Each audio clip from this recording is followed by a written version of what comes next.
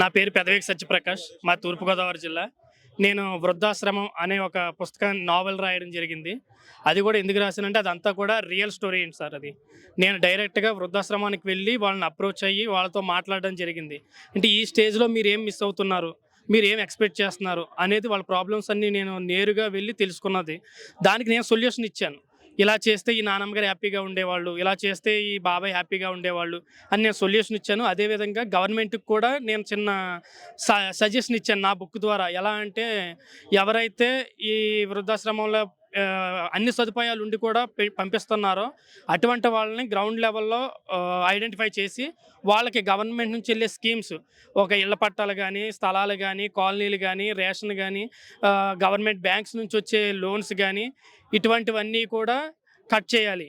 So, ఇటువంటిది ఎప్పుడైతే government ఒక స్టెప్ తీసుకొని ఇటువంటిది చేస్తదో నెక్స్ట్ స్టెప్ మనం బయట నుంచి ఏదైనా చేయడానికి అవకాశం ఉంది. సో, ఈ విధంగా చేస్తే వృద్ధాశ్రమం లేని సమాజాన్ని ఈ జనరేషన్‌లో కాకపోయినా సరే ఫ్యూచర్ జనరేషన్‌లో మనం చూసే ఛాన్స్ ఎక్కువ శాతం ఉంది అన్న ఒక సోషల్ మెసేజ్ ఇవ్వాలని చెప్పి 'వృద్ధాశ్రమం' అనే పుస్తకాన్ని రాయడం జరిగింది సార్. సార్ నేను ఈ బుక్ ఫెస్టివల్‌కి రావడం ఇదే ఫస్ట్ టైం. ఇక్కడికి వచ్చిన తర్వాత నేను అసలు ఎక్స్‌పెక్ట్ చేయలేదు ఈ విధంగా ఉంటదని చెప్పి. కానీ నేనే ఆశ్చర్యపోయాను. కొంతమంది రీడర్స్ దగ్గరకొచ్చి పరిచయం పెంచుకొని మీరు ఎలా రాశారు? ఈ కాన్సెప్ట్ బావుంది. మీరు ఇంకా రాయాలి ఇటువంటివి అని చెప్పి మమ్మల్ని ఎంకరేజ్ చేస్తా ఉంటే ఇటువంటివి ఇంకా చాలా బుక్స్ రాయాలని మాకు కూడా చాలా కుతూహలంగా ఉంది. సో, ఇటువంటి పుస్తకాలు మళ్ళీ రాసి నెక్స్ట్ 'అబార్షన్' అనే ఒక పుస్తకాన్ని రాయడం జరుగుతుంది.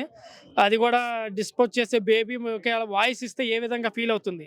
ఆ బాధను ఏ విధంగా ఎక్స్‌ప్రెస్ చేస్తుంది? అనే ఒక నెక్స్ట్ బుక్ తోటి ఇదే బుక్ ఫెయిర్‌కి మళ్ళీ రావాలని మనస్ఫూర్తిగా కోరుకుంటున్నాను సార్. Thank you.